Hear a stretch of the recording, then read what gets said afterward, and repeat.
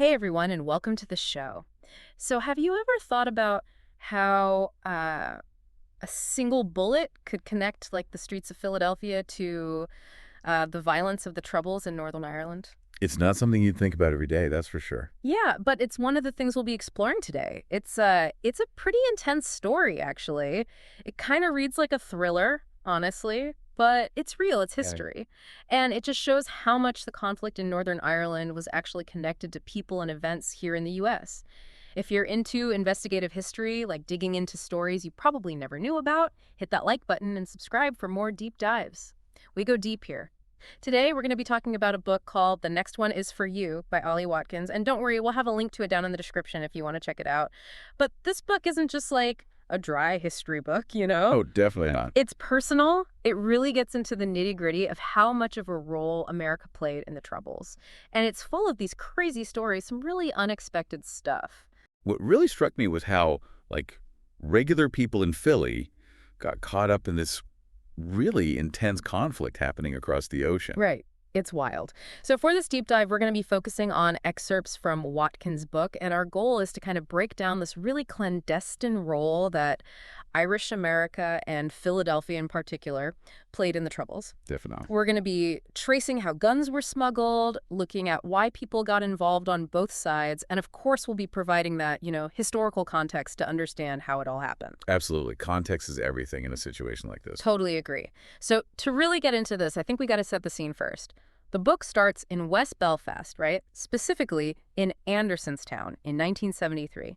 Now, when you picture teenagers in 73, anywhere really, you probably picture, I don't know, high school, first dates, normal teenage stuff. Right. But in Andersonstown, totally different reality.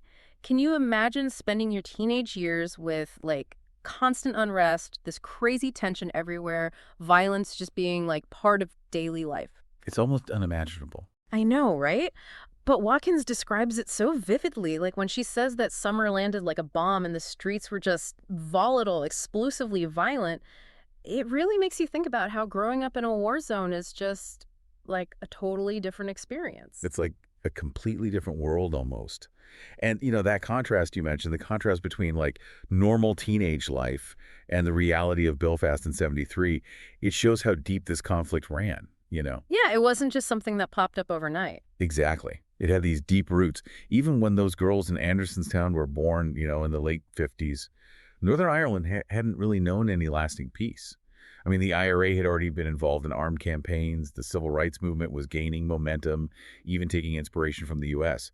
But by 69, whatever peace there was just completely crumbled. Yeah. And it turned into like a full-blown war. It's important to remember that the violence wasn't random, right? There was this long and painful history that led to it. Oh. The book details how the Irish Catholic community in Northern Ireland had faced so much discrimination just for being Catholic. Like, they had way less access to decent housing, job opportunities were limited, resources were restricted, and the police, the Royal Ulster Constabulary, were mostly Protestant and super harsh. It was like a recipe for disaster. Yeah, Watkins makes it clear. Mm-hmm. Being Catholic, that was often enough to make you a target. It didn't even matter if you were involved with the IRA or not. Which leads us to why ordinary people, like those two young girls in the book, felt they had no other option but to fight back. Right. One was already familiar with the movement because she came from a Republican family. Yeah. But the other girl, she became radicalized after seeing just brutal stuff happening around her, like attacks on her neighbors and the fear that the British troops instilled. Joining the IRA, for her, it was almost inevitable. And it's crazy, because her family actually moved from the Lower Falls to Leena Dune, trying to find some peace, some safety. Wow. But then those same areas became, like, major battlegrounds. That's so tragic. Okay, so let's shift gears for a second and jump across the Atlantic to Philadelphia. We need to talk about Vince Conlon, this guy who, according to Watkins, had a truly fascinating life. So Conlon was an active IRA member back in Ireland. He was dodging arrest warrants, even escaped from jail. But then in 1960, he moves to Philly with his wife Marina and their little baby, and he builds this, like, totally normal life, becomes a carpenter, super respected in his community, a family man. You'd think that moving to America would mean leaving all that behind. Right. You'd think so. Huh. But for a lot of the Irish diaspora, it wasn't that simple. They didn't forget about Ireland's struggles just because they moved. Watkins actually calls them a shadowy satellite brigade of Irish Republicans in America. Huh? And this wasn't some new thing. This network had been building for decades. Through waves of emigration, people who left Ireland after the Civil War, during other times of struggle, even after that failed border campaign in the 50s, they all contributed to it.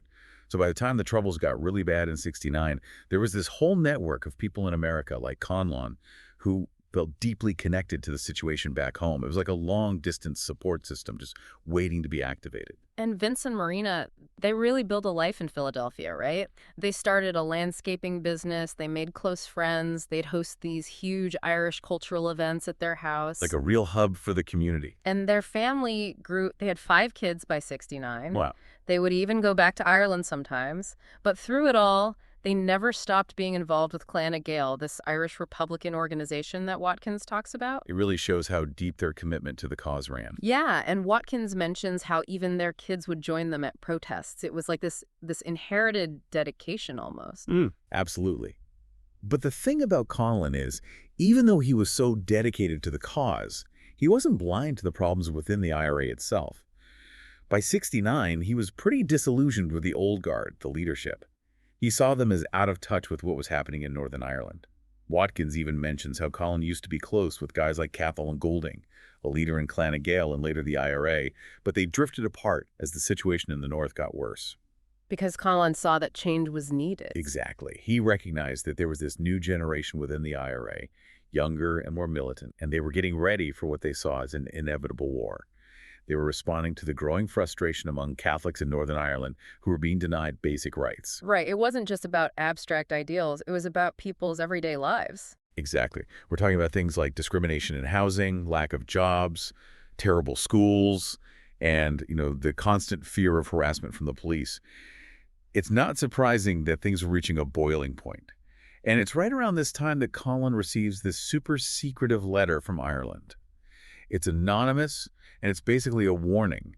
The writer stresses the need for total secrecy, telling Conlon not to reveal his contacts to anyone, even people he trusts. It really shows the danger and secrecy surrounding everything that was going on. The writer even says, "Or we will be sunk." Wow. It really underscores the high stakes and the paranoia within the movement. Okay, so then Watkins takes us back to Northern Ireland, to those riots in Belfast in August of '69. The book describes these loyalist mobs attacking Catholic neighborhoods. And here's the thing. The IRA leadership, who'd later be known as the official IRA, they didn't really show up to defend those communities. That was a huge turning point. Totally. And the book quotes someone from Clonard who says, "The verdict was unavoidable, the Catholics needed defending, and the IRA had failed." And from that failure, from that sense of abandonment, a new force emerged. The Provisional IRA, or the Provosts, and they were symbolized by like a phoenix rising from the ashes. These were the younger guys, the ones who realized they had to act to protect their communities. At the same time, loyalist paramilitary groups were also getting organized, so both sides were gearing up for a fight. But the Provosts had a big problem. They were desperately short of weapons. Watkins explains that most of the IRA's weapons were old, like leftover Thompson submachine guns from decades before. And they couldn't just take weapons from the officials. That would have started a whole other war within the IRA. Right. It was a catch-22. So they're stuck training new recruits with these rusty old guns, and they couldn't even practice much because ammo was so scarce. So this is where that American connection becomes crucial for the Provosts. They knew they needed help, and they looked to Irish America, just like they had in the past, like with Joe McGarity and his support for Irish independence. Yeah, the history of Irish Americans supporting the cause went way back. Exactly. And the Provosts realized that this transatlantic lifeline, this support from America, it was going to be make or break for them. And that's where Dave O'Connell comes in, right? He arrives in the U.S. in 1970, and he immediately sees that Irish America was vital, not just for getting weapons, but also for money. Watkins highlights how expensive a conflict can be. You have to buy weapons, of course, but you also have to take care of the families of IRA volunteers who are killed or imprisoned. It was a huge responsibility, especially as the conflict was escalating. And to organize all this support, they needed people like Mike Flannery. He used to be the head of Clan Gael, so he had all these connections on the East Coast.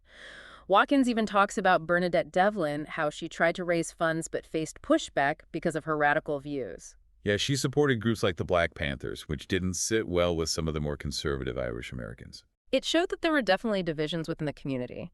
But while all that was happening, a more underground network was forming in Philadelphia. Watkins introduces us to Danny Callahan and Bill Corey. Corey was actually an ex-IRA member from the Armat Brigade, fled to the U.S. back in '49. Wow. Him and Cahalan, they got close in Philly's Irish laborer community. Right. By 1970, they both had families and everything. They even helped each other build their houses. It's funny, Watkins calls them an odd couple, but they were really close. It's interesting how these seemingly ordinary lives became intertwined with this secret movement. Yeah, and Corey's house, it basically became a safe house in the early '70s, according to Watkins. Like, there were always these strangers with Irish accents coming and going, staying for a few days. Sounds like something out of a movie. Right. And Corey was tight with Vince Conlon, so these three guys, Corey, Conlon, and Cahalan, they went from being just friends to being, as Watkins puts it, co-conspirators. And all this was happening while things were getting even worse in Northern Ireland. The British Army was cracking down hard in Catholic neighborhoods. Watkins talks about the invasion of the Lower Falls in 1970, where thousands of soldiers occupied this tiny area, imposed curfews, searched everyone's homes. It was a huge overreaction, and it just pushed more people towards the IRA. It made them feel like they were under attack, like they had to fight back. Exactly. It's all about perspective, right? And Watkins introduces us to Marty Lyons around this time. He wasn't the public face of NORAID, but he was super influential behind the scenes. While Michael Flannery was out there giving speeches, Lyons was managing what Watkins calls NORAID's illicit purpose. So he was the one really running the show. Pretty much. And all the secrecy was vital. It's how they could send support to the IRA without getting busted. Makes sense. And around the same time, a key provost figure, Brendan Hughes, comes to the U.S. specifically to find weapons. He ends up meeting a Vietnam vet named Bob, and they approach NORAID. So the network was expanding. Yeah, and Watkins talks about how Vince Conlon had his own little operation going on. He was buying guns from this woman, Marjorie Pallas, paying in cash and having others pick up the guns so he wouldn't be linked to it. Smart. I know. And it started small, but then he placed this huge order for armor-piercing ammo. Wow. And Watkins points out that the British government started to freak out when they noticed that the IRA was suddenly using more powerful guns. They knew that NORAID was getting bigger, and they were getting worried. It wasn't just Vince who was involved either. His wife, Marina, she was boycotting British goods, hosting IRA members who were passing through Philly. Watkins really emphasizes how much the Conlons, despite their good life in America, still longed to go back to Ireland. Their commitment to the cause ran deep. They were truly dedicated. And then there's the story of John Casey, a guy from the Yonkers chapter of NORAID, who gets pulled into gun running, even though he's hesitant at first. Another regular guy caught up in extraordinary circumstances. Exactly. And Watkins suggests that he was influenced by his colleague, Frank Grady, who was more gung-ho about the whole thing. It's easy to see how people get swept up in the movement. Totally. And then, of course, there's Bloody Sunday in January 1972. This was a game changer, both in Ireland and in America. Absolutely. Watkins describes how Bloody Sunday really turned American public opinion against the British. Right. Seeing those images from Derry, it evoked memories of the civil rights movement here. And suddenly there was this huge outpouring of support for the Catholics in Northern Ireland. And donations to NORAID just skyrocketed. People wanted to help. And for Vince Conlon, Bloody Sunday seemed to make his desire to return to Ireland even stronger. Watkins even mentions that he knew some of the victims personally. It's after this that we start to see the really sophisticated methods being used to smuggle guns from Philadelphia to Ireland. We're talking about transporting them to New York, labeling them as something else entirely, like plumbing supplies, or even hiding them in furniture. Then they used their connections with longshoremen to get the guns onto ships. And they even had people on the inside at customs who'd help them through. Like a well-oiled machine. Right. And then once in Ireland, IRA couriers would sneak the guns into Belfast and Derry. It was risky business. For sure, but it was effective. And Watkins talks about the relationship between Sinn Féin, the political arm of the movement, and the IRA. It was a tricky situation because Sinn Féin was trying to become a legitimate political party while the IRA was still, fighting a war. It's hard to balance those two things. And as NORAID grew, the risk of informants and betrayal grew too. Makes sense. And of course, it wasn't long before the FBI got involved.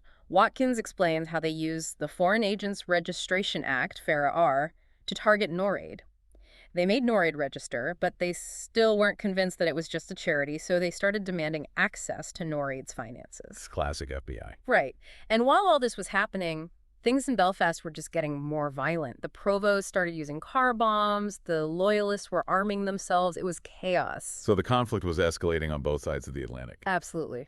And the ATF, the Bureau of Alcohol, Tobacco, Firearms, and Explosives, they also launched an investigation trying to figure out where all the guns in Ireland were coming from. And they zeroed in on Philadelphia. Watkins introduces these two agents, Bob Merkel and Brandon Alvey. Merkel was this big ex-football player type, really assertive, while Alvey was more quiet and reserved. Interesting dynamic. Yeah, but they were both determined to crack the case.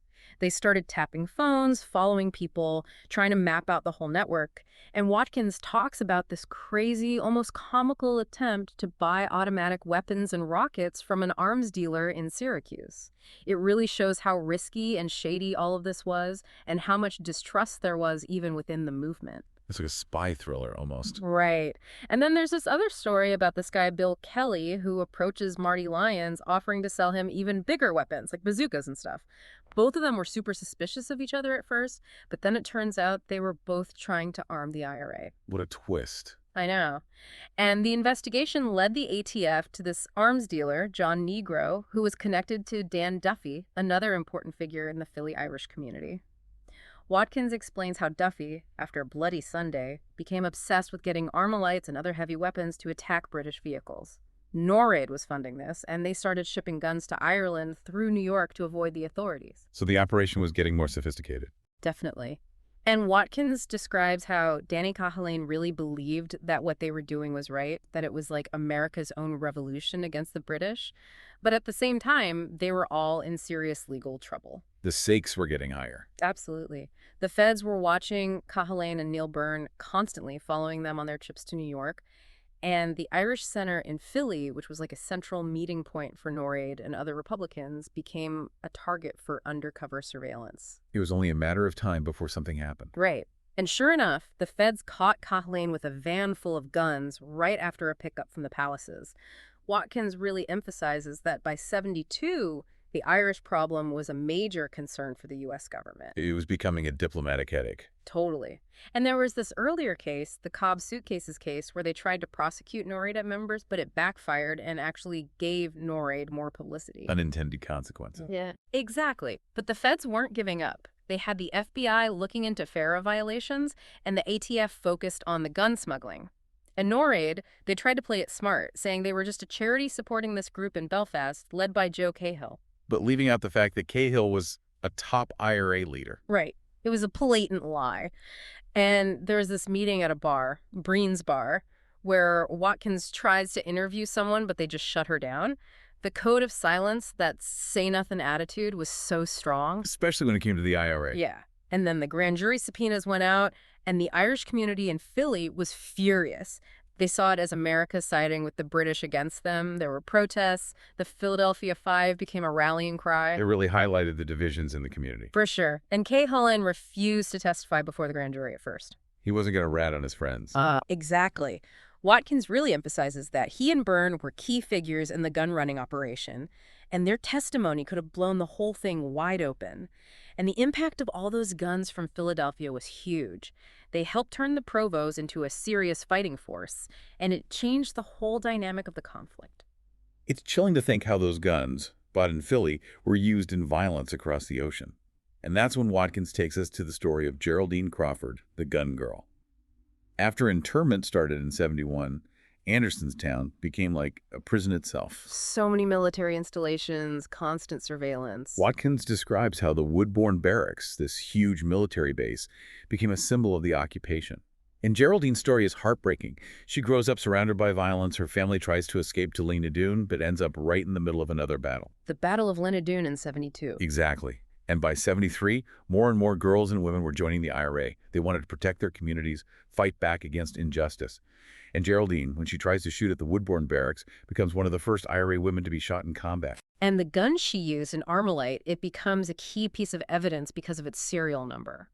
Watkins details what happened to Geraldine after she was shot. The hospital stay under guard, the arrest, the charges, and then being sent to Armadale jail.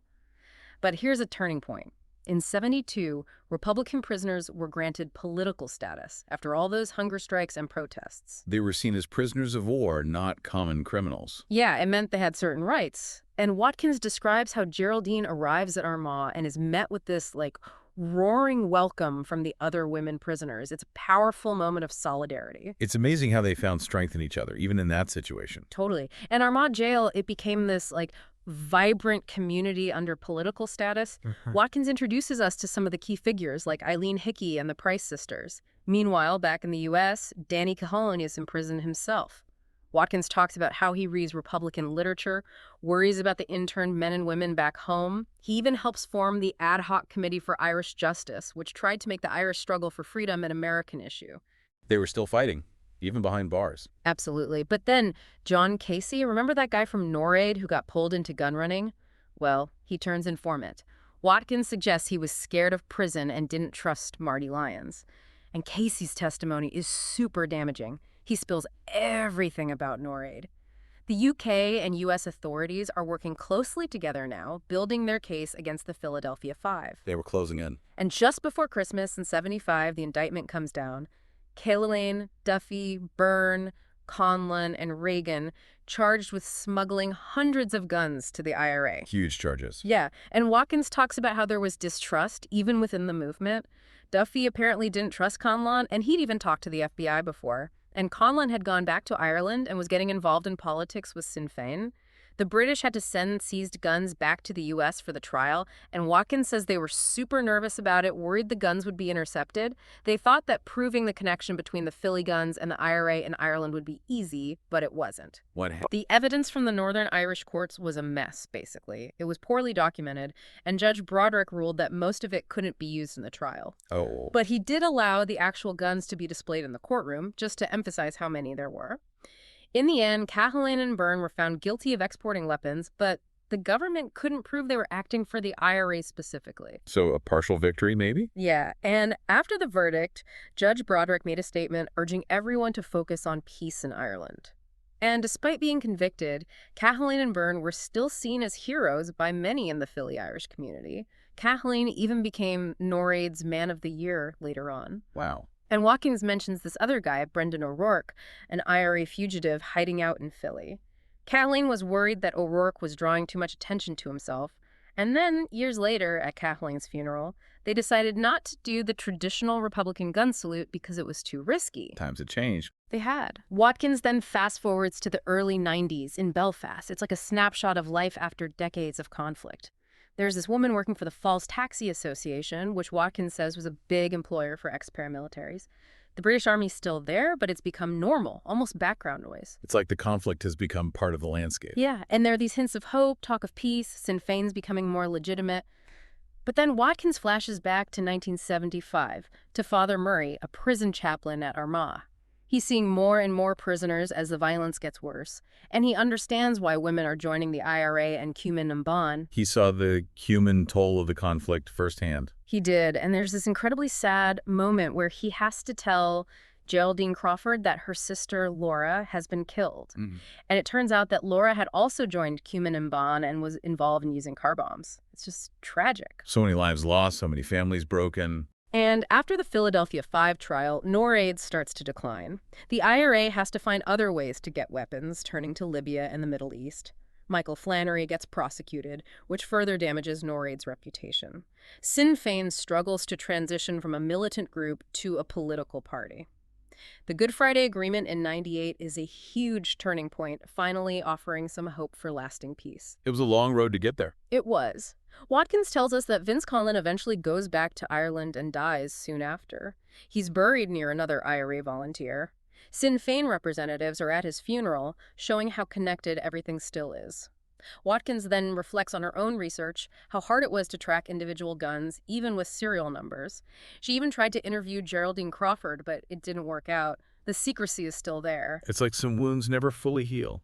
The book ends with this haunting quote from a former combatant who says they are remnants of anxious and terrible times. It really sums up the legacy of the conflict, how it still weighs on people. What Watkins does so well is show how interconnected seemingly different places can be.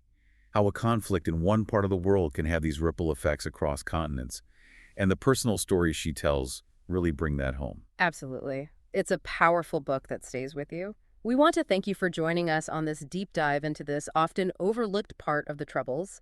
What surprised you the most? Was there a moment or a store that stood out to you? Let us know in the comments below.